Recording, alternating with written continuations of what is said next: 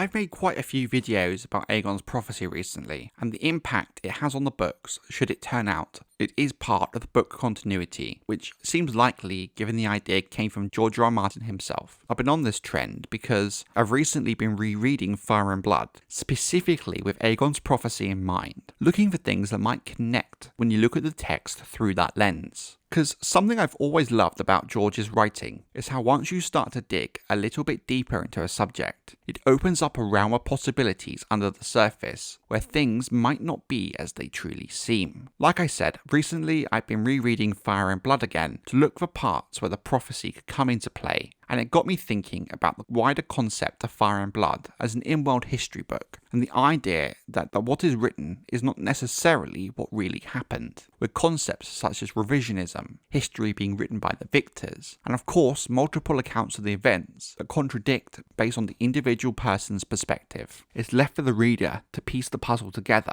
and each person who reads Fire and Blood is going to piece together their own version of events. And that led me to this question. We are told in House of the Dragon that the Song of Ice and Fire is Aegon's prophecy, Aegon's dream. But what if it isn't? What if this is the case of things being warped and changed over time, and the truth is something different altogether? In this video, I will break down why I think it could be a possibility that it's not Aegon's prophecy, but that of Rhaenys Targaryen, his youngest sister and wife. Now the idea is not mine. There were those discussing the idea that it was perhaps Visenya or Rhaenys' prophecy even before House of the Dragon aired, when the plot of the season leaked. I am making the case that if it's not Aegon's prophecy, then I think it's likely it could have been Rhaenys'. Firstly, why do I think it's Rhaenys and not Visenya? Well, the prophecy states the following: "From my blood comes the prince that was promised." Thus the prophecy is centered around the bloodline of the dreamer in question.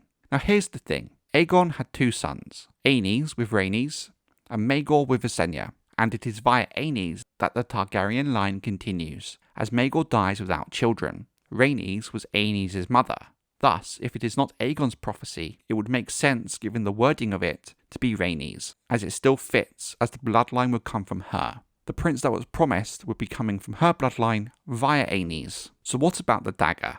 Aegon's dagger, with the prophecy on it, later becomes the cat's paw dagger in the main books. It makes sense for Aegon to mark his own dagger with the prophecy, as it would be passed down from king to king and the holder of the knowledge. But it still fits for Rhaenys as well. House Targaryen has two ancestral Valyrian steel swords, Aegon's Blackfire, the Sword of Kings, passed from king to king throughout the Targaryen dynasty. Then you also have Visenya's Dark Sister, which has often been wielded by notably skilled warriors of House Targaryen. We know that Rhaenys was not much of a warrior, to the same extent as her brother and sister. It makes sense for them to wield Valyrian steel swords, given their skill at arms. But it does seem odd, looking at the text, that Rhaenys too does not have any kind of weapon associated with her, when both Aegon and Visenya do. Unless her Valyrian steel weapon was the cat's paws dagger. I think it kinda makes sense for someone who is not a skilled warrior to wield a more manageable weapon, such as a dagger. Thus, if it were Rhaenys' prophecy, it would make sense for it to be written on her dagger. I've seen some suggestions that this could also factor into the mystery of Rhaenys' fate somewhat. There are countless fan theories of what happened to Rhaenys after her supposed death, about the contents of the letters Nymor Martell sends Aegon that ends the war between House Targaryen and Dorne. Maybe she was still alive, maybe he was threatening to hire the Faceless Men to kill Aegon or one of his sons. You name it, people have theorized it. The idea I've seen suggested is that the letter talks about Rhaenys' prophecy, that perhaps she survived long enough to be questioned and told of it.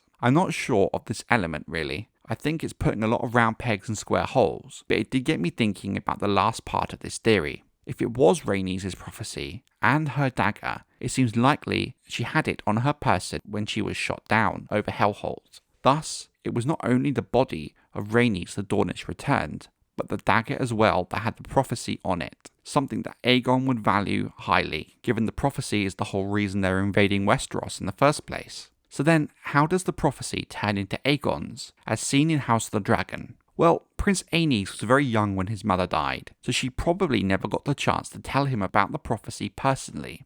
Aenys, like his mother, was not much of a skilled warrior, so I speculate when he was old enough, Aegon gave him his mother's dagger, a suitable kind of weapon for a prince and a keepsake of his mother. I believe it would also be Aegon who told Rhaenys about the prophecy while he was preparing him to rule as a child. So if Aegon told Rhaenys about his mother's prophecy, how did it then become Aegon's prophecy by the time of King Viserys? I have a solution for that. After the death of Rhaenys, Maegor usurps the throne from Aegon the Uncrowned, Rhaenys' eldest son and heir. Prince Aegon is killed by Maegor in the battle above the God's Eye, and thus there is a huge debate ongoing in the fan community about how the prophecy gets passed down to Jaehaerys, Rhaenys' last surviving son, and then, of course, in turn Viserys, especially when Prince Aegon is dead, because at this point, even if Rhaenys did tell Prince Aegon, they're both dead, and it's doubtful that Aegon would have passed knowledge on to Jaehaerys himself, given Jaehaerys' age at the time. The fan speculation is perhaps Maegor also knew of it via Visenya and then maybe told Rhaena, who then goes on to tell Jaehaerys when he becomes king. And that's how the information gets passed down to Jaehaerys. But whatever the answer to the question,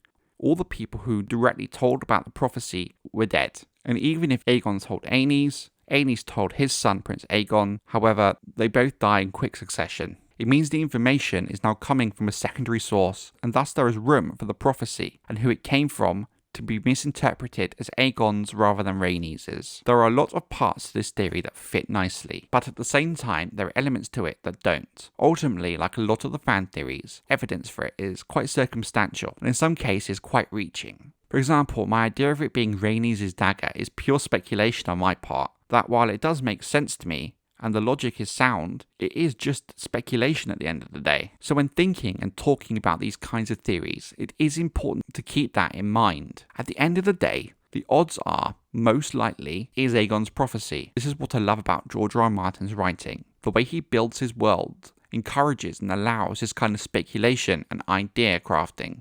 And in a way, at least for me, it helps make it feel more real.